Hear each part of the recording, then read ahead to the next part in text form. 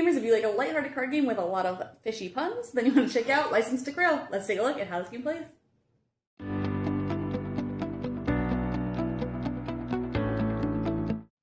In this game, players are trying to have the most points by collecting the most valuable Krill cards throughout the game. The players will all start with one red kelp, which are worth -1 point at the end of the game, and one player, whoever the starting player is, will start with the whale, targeting them. You can do that by pointing the whale face at them, or just giving them the whale as well.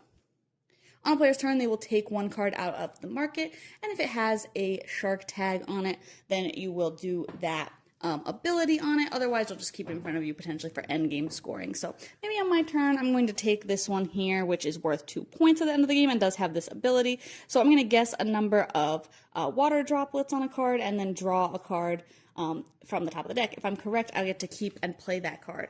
So I'm going to say 3.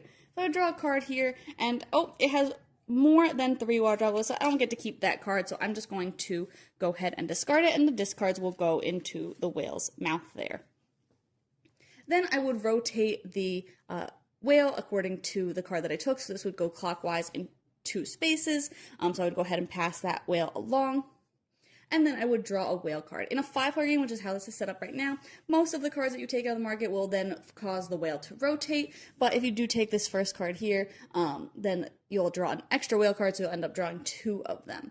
So I'll go ahead and draw this top card here, which is a krilling time, so whoever the whale is targeting, and like I said, it was me previously, and then it rotated on my turn, will feed 1 card to the whale. They gain a kelp card if they get rid of one of their cards that they got out of the market. So if I got rid of this card, if it was me, I would get the top kelp card. If I got rid of a kelp card, I would not get anything for that.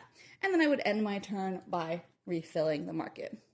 Other types of whale cards might have players, the whale will eat all of the market cards, refresh that market completely, or just eat 1 market card. There's a couple of other ones in there, some do nothing, and a lot of them will make players discard cards potentially. Players will keep going around and taking their turns, taking cards out of the center, putting them in front of them. Again, just trying to have the most points at the end of the game. Eventually, players will get to the last 5 cards of the whale deck, which are the final krill. Some of these still have various abilities, like other ones that they've seen before, and one of them is the krilling blow, which finishes the game. And one more time, the whale target will feed a card to the whale. So at the end of the game, players will add up the points of everything in front of them, scoring any bonuses for sets or anything like that, and then whoever has the most points wins. Overall, I thought this game was super cute. I really like the packaging, and I like that you use it during the game to put the discard pile and target whoever is the active targeted player for a lot of the card things that are going to go on. I think that it works well. It's really cute. I think that it helps to get players kind of engaged in the game, too.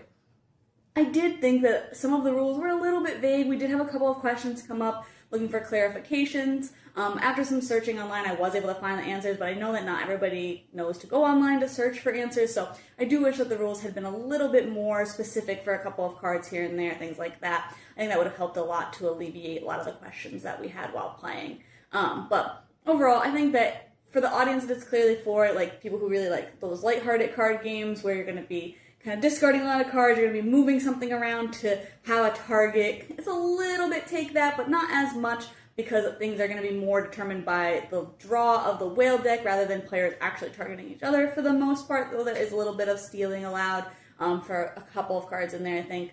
But overall, I do think it works pretty well. Everything's pretty smooth about it, so just have to get over a couple of those questions from a little bit of the vague rules, but if you like this style of game, I think this one's really cute, and it has a lot of really good fish-type puns, so that is something to look forward to as well. But you can check my full thoughts on the blog today to decide if this one's for you.